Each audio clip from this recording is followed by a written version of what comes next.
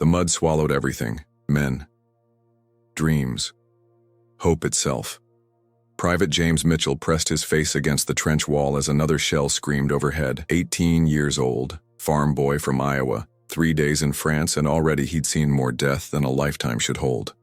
They called them doughboys. Nobody really knew why.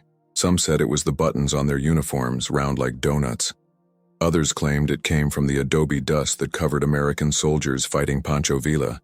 But here, in the apocalypse of the Western Front, names didn't matter, only survival. The year was 1918. The war to end all wars had been raging for 4 years. Europe had become a graveyard. 10 million dead, 20 million wounded, and now America's sons were being fed into the meat grinder. James clutched a letter from home. His mother's handwriting, delicate as spider silk, promising apple pie when he returned, if he returned. The paper was already yellowing from the mustard gas that hung in the air like death's own perfume. Around him, 2 million American soldiers were learning what their British and French allies had known for years. This wasn't warfare. This was mechanized slaughter. The trenches stretched for 25,000 miles across Europe. Imagine that. A scar running from New York to Los Angeles, back and forth 10 times over. Men lived like rats in these ditches, fought like demons, died like cattle. Fix bayonets! The order came down the line. James's hands shook as he attached the blade to his Springfield rifle. In minutes, they would go over the top, into no man's land, that strip of hell between the trenches where nothing lived, where the earth itself had been poisoned by gas and churned by a million shells until it resembled the surface of some alien planet. Beside him, Corporal Tommy Rodriguez made the sign of the cross. First-generation American, his parents had fled Mexico for a better life. Now their son was about to charge into machine gun fire for a country that barely acknowledged his existence. But Tommy didn't hesitate. None of them did. They were doughboys. They were Americans. And whether they'd been born in Warsaw or Dublin, whether their skin was black or white or brown, in these trenches they were brothers. The whistle blew. Time slowed to a crawl as James hauled himself over the parapet. The first thing that hit you was the smell. Death had a stench that no amount of lime could cover. Bodies hung on the barbed wire like scarecrows. Some had been there for weeks, months. Their uniforms faded to the color of mud, making it impossible to tell friend from foe. Machine guns opened up immediately. The German MG-08 could fire 600 rounds per minute. Do the math. 10 bullets every second, each one traveling at 2,800 feet per second. Each one capable of punching through 3 men standing in a row. James watched the first wave disappear. Just gone, like wheat before a scythe. One moment they were men with names and histories and girlfriends back home. The next, they were statistics. But the doughboys kept coming. That was the American way. Not sophisticated like the Europeans. Not experienced in the dark arts of trench warfare, just stubborn, determined, willing to pay any price. Private Eddie Chen from San Francisco took a bullet in the shoulder and kept running. His grandfather had built railroads. His father ran a laundry. Eddie was going to be a doctor, was. Past tense. Because even as he charged forward, blood soaking through his uniform, everyone could see he wouldn't make it. But he ran anyway, screaming something in Cantonese that nobody understood but everybody felt. The artillery was the worst part. You could fight a man, you could shoot back at a machine gun, but artillery? Artillery was death falling from the sky. Random, impersonal. A 75 mm shell could turn a group of men into pink mist. Nothing left to bury, nothing left to send home to grieving mothers. James threw himself into a shell crater as the earth erupted around him. 5 other doughboys tumbled in after him. They didn't know each other, didn't need to. In that moment, they were the entire world to each other. "Where's the lieutenant?" someone asked. Nobody answered. The lieutenant was hanging on the wire 50 yards back, his West Point education no match for German steel. They were on their own. 6 American boys in a hole surrounded by the greatest killing field in human history. The older wars had rules, cavalry charges, gentlemen's agreements, honor. This war had only one rule: feed the machine until it choked on blood. In the crater, time became meaningless. Minutes, hours, days, James couldn't tell anymore. The bombardment never stopped. The Germans had a word for it: Trommelfeuer, drumfire. Because that's what it sounded like.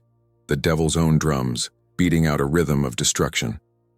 Beside him, Private Marcus Washington pressed a field dressing to his leg. Blood seeped through immediately. Marcus was from Alabama, one of the 380,000 African-American soldiers who'd answered the call. Back home, he couldn't eat at the same restaurants as white folks. Here, he bled the same color as everyone else. "My mama told me not to come," Marcus said, his voice steady despite the pain. "Said this wasn't our war, but I figured, maybe if I fight for this country, someday it'll fight for me." The irony wasn't lost on any of them.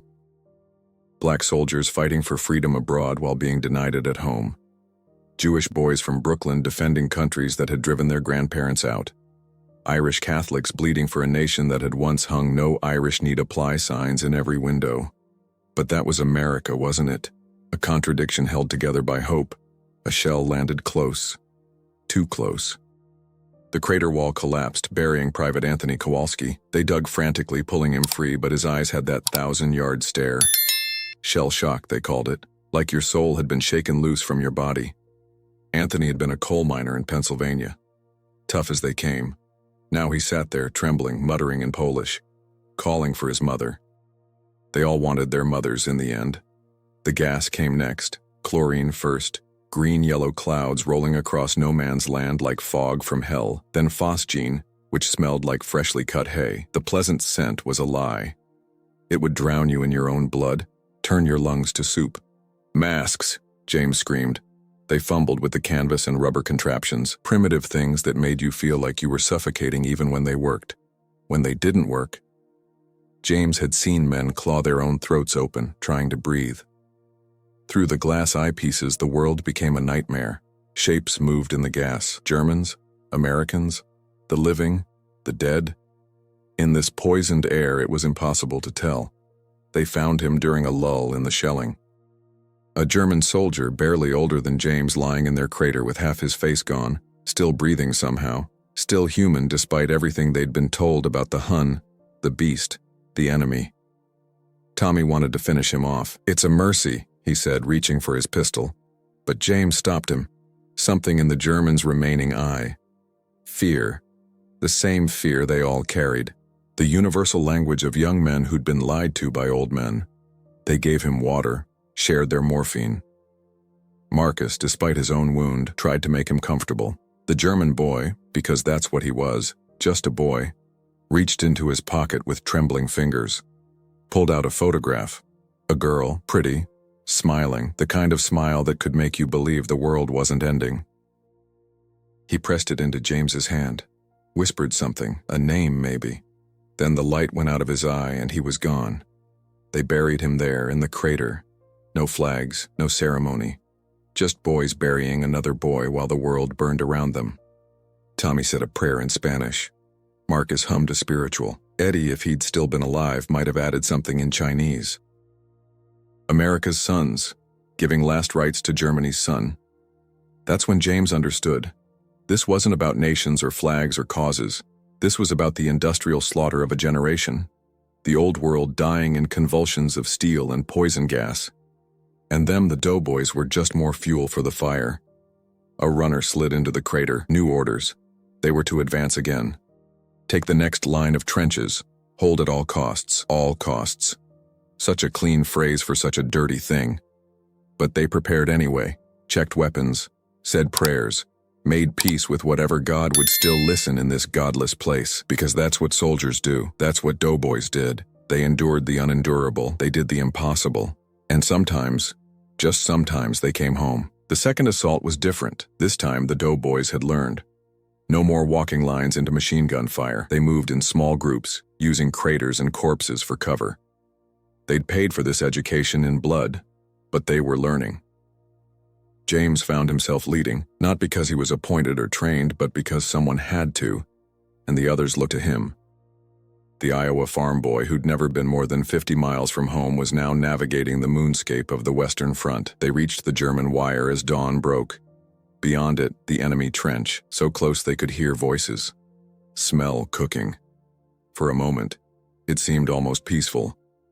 Then Private Daniel O'Sullivan from Boston tried to cut through the wire and a sniper took half his head off. The violence that followed was prehistoric. When the ammunition ran out, they used bayonets. When bayonets broke, they used sharpened shovels, clubs, their bare hands. This wasn't the war of propaganda posters. This was animals fighting in holes. James would never forget the moment he killed his first man. A boy, really, no older than himself, coming around a traverse in the trench. Their eyes met for an instant, long enough to see each other as human, not long enough to stop. The bayonet went in easier than he'd expected. The German boy's eyes went wide with surprise, then soft, with something like understanding.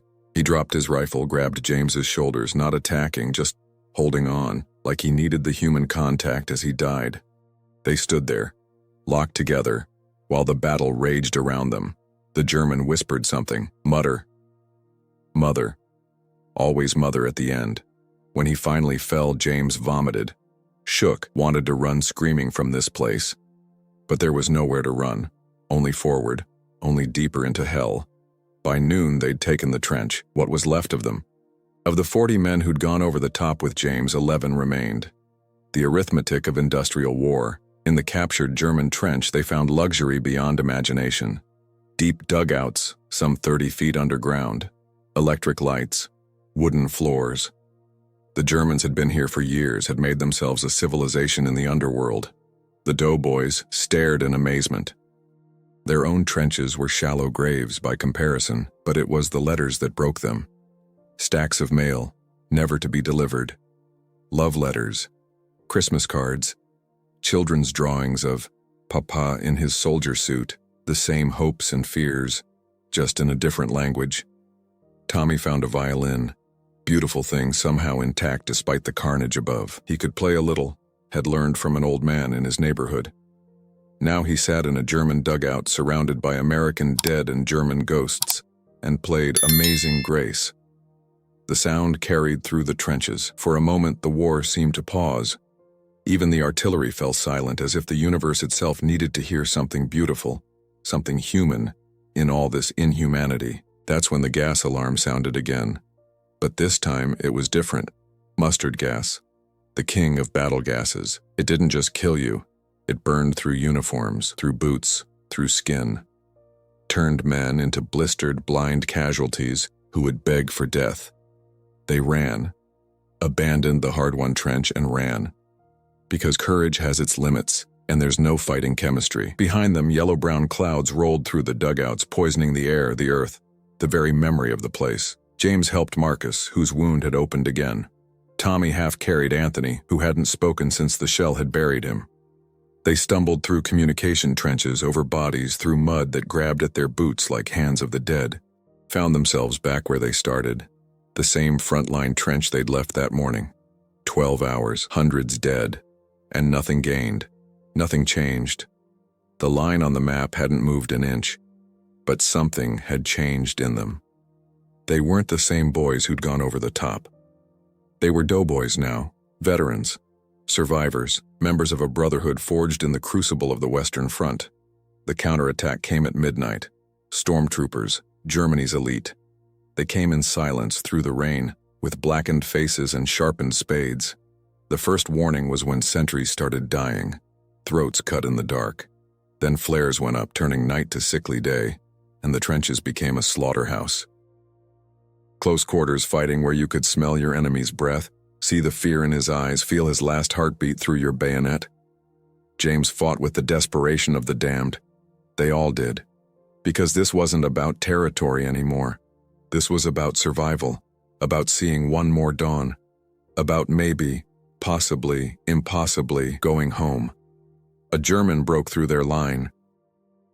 Young officer, iron cross at his throat leading from the front. He shot Tommy twice in the chest before Marcus drove a trench knife between his ribs. They went down together, German and American, their blood mixing in the mud of France. Tommy tried to speak. Blood bubbled from his lips. He reached for something at his neck, his mother's rosary, pressed it into James's hand, tried to say something. A prayer, maybe. A message for home. But the words drowned in red, and another doughboy joined the ghosts of the Western Front. The battle seesawed through the night. Positions taken and lost. Men fighting over the same shell holes their grandfathers might die in tomorrow. The geometry of madness, written in flesh and steel. By dawn, The Germans had been driven back. The line held, the same worthless, meaningless line that had already cost 1,000,000 lives. But it was their line. American boys had died for it. That made it sacred ground. They found Tommy's body as the sun rose, laid him out with the others, dozens of them. Boys from every corner of America, every color, every creed, equal in death as they'd never been in life.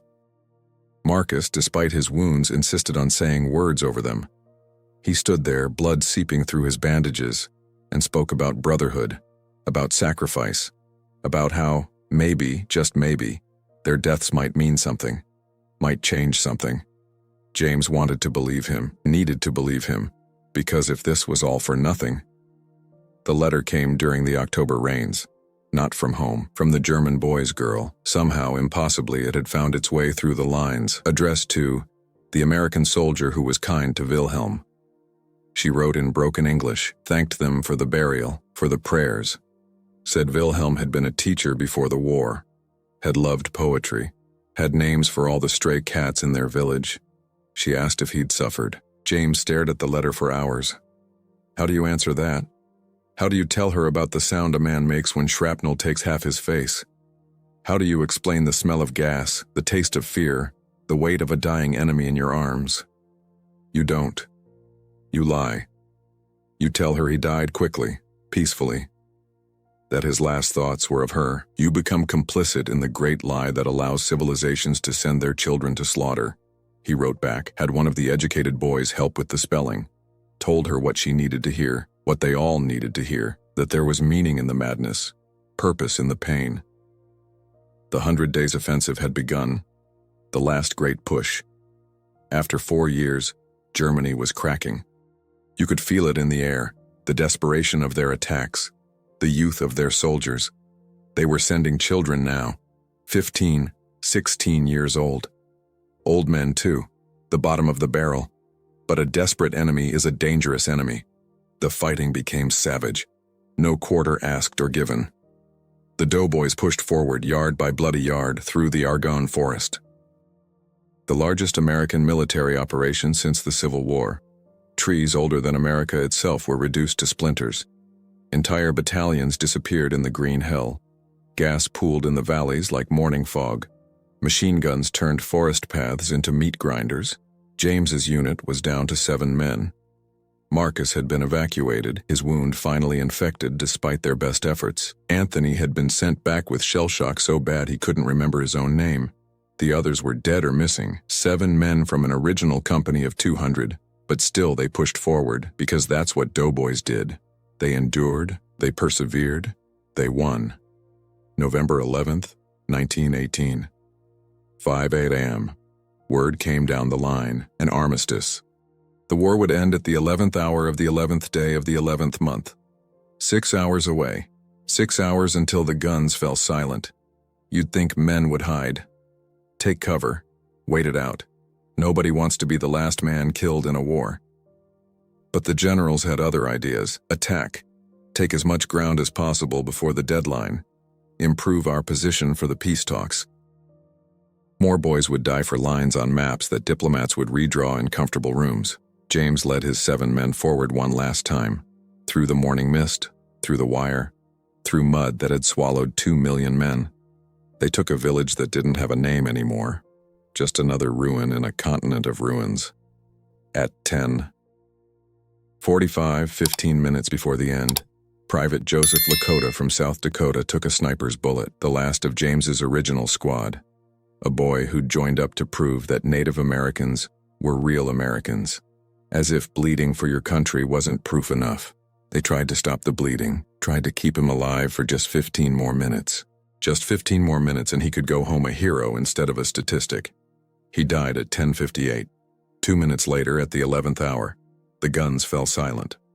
All of them. All at once. After 4 years of continuous thunder, the silence was deafening. Men climbed out of their trenches, blinking in the November sun like moles. Germans and Americans stared at each other across no man's land, nobody quite believing it was over.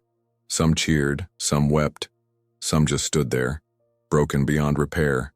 James sat with Joseph's body, held his hand even though the warmth was already leaving it. 2 minutes. That's all. 2 minutes and this boy would have lived. Would have gone home to the Black Hills, would have had children, grandchildren, would have grown old with stories of the war instead of becoming one of its final victims. 2 minutes. 120 seconds. In a war that lasted 1,568 days. The arithmetic of tragedy. They came home as heroes. Parades down Fifth Avenue, speeches about their sacrifice. Medals pinned to their chests by men who'd never heard a shot fired in anger.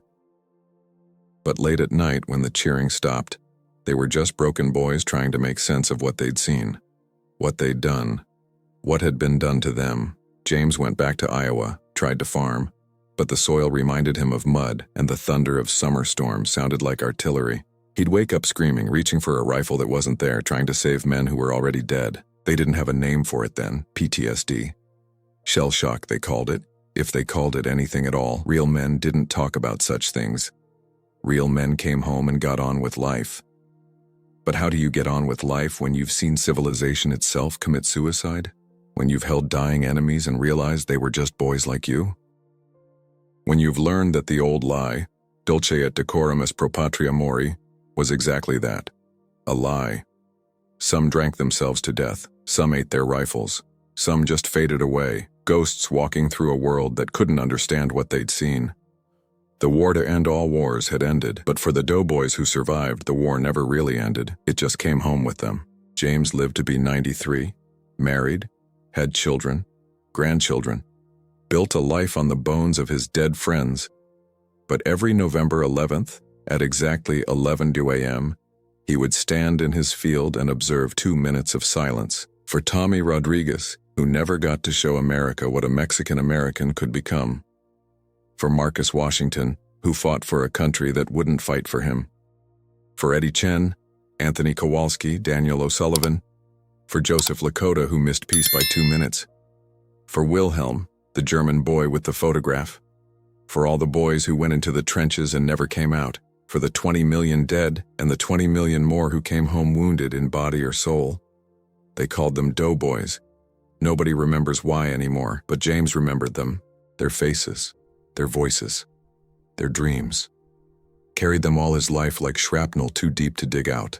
Because someone had to remember, someone had to bear witness, someone had to tell the world that once, in the mud of France, American boys from every corner of a divided nation came together and did the impossible. Not because they were heroes, but because they were there, and it had to be done.